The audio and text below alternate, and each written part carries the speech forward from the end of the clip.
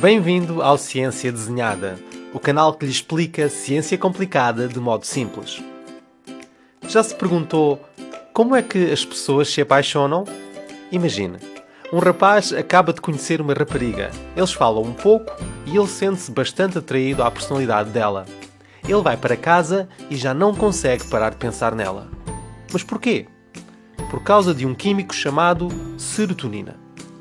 Como é que a serotonina afeta o nosso cérebro? A serotonina controla a importância que damos às coisas.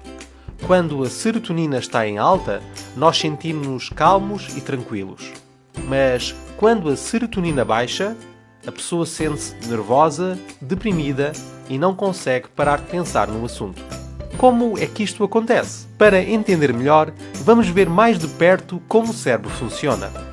O nosso cérebro é composto de centenas de milhões de células chamadas neurónios. Os neurónios comunicam entre si enviando químicos e impulsos elétricos uns aos outros. Parece complicado? Para simplificar, vamos pensar que existem apenas dois neurónios, o neurónio A e o B. O neurónio A é responsável por decidir se existe algum perigo, se existe alguma coisa preocupante ou não. O neurónio B é responsável por decidir se nos devemos de facto preocupar. Imagine que o neurónio A é como um vigia num farol e o neurónio B é a guarda costeira.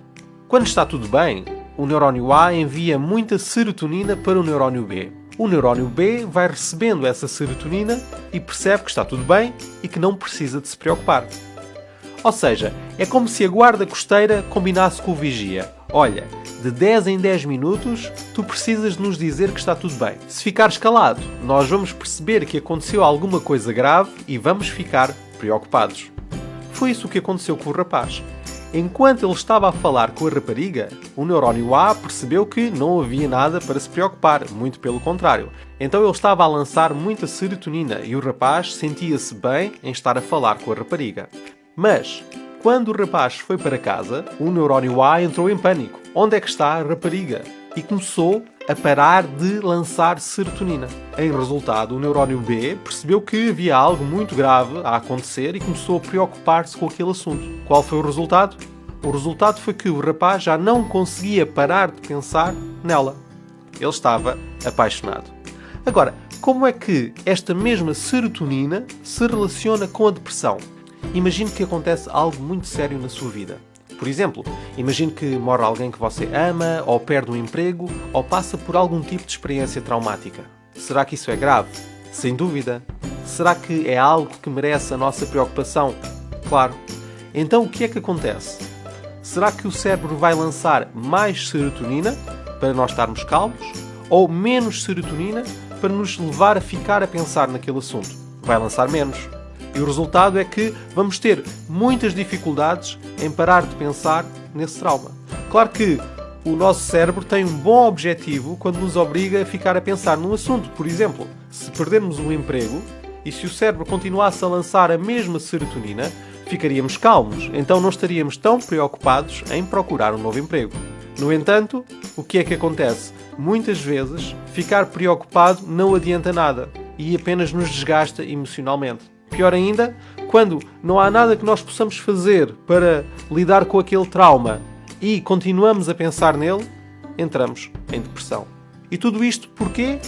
Porque há menos serotonina. Então, como é que se ajuda uma pessoa que não consegue parar de pensar num assunto? Essa foi a mesma pergunta que os cientistas tentaram responder. E eles pensaram: se nós conseguirmos arranjar um meio de aumentar a serotonina, talvez isso ajude as pessoas a parar de pensar naquilo que as preocupa. Mas como é que eles podiam fazer isso? Vamos ver mais de perto. A serotonina sai do neurónio A. E será que ela literalmente entra no neurónio B? Não. Notamos que depois de tocar no neurónio B, a serotonina volta novamente para dentro do neurónio A. E assim o neurónio A consegue continuar a usá-la. Isto acontece porque o nosso cérebro é muito poupado e não quer ter de estar sempre a construir serotonina.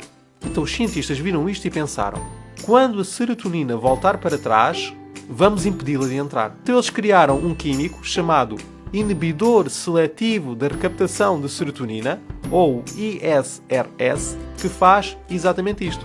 Ele como que encaixa no neurónio A e impede a serotonina que saiu de voltar a entrar. Em resultado, a serotonina fica perto do neurónio B durante mais tempo. Isso faz com que o neurónio B pense que há muita serotonina. E claro, se há muita serotonina, isso é sinal de que não há motivos para preocupações. Consegue então entender porque é que quem toma antidepressivos tem mais dificuldades em apaixonar-se? Imagine, aquele rapaz acabou de chegar a casa e o cérebro dele tenta obrigá-lo a pensar na rapariga.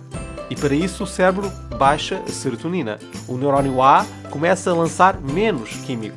Mas o que é que acontece? Mesmo a pouca serotonina que é lançada, como não consegue entrar novamente, faz com que o neurónio B pense que há muita serotonina, que não há motivos para preocupações e o rapaz sente-se calmo e não tem tanta tendência a ficar a pensar na rapariga.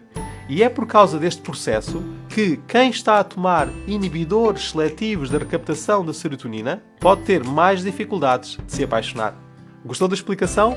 Então subscreva para mais vídeos da Ciência Desenhada, o canal que lhe explica ciência complicada de modo simples.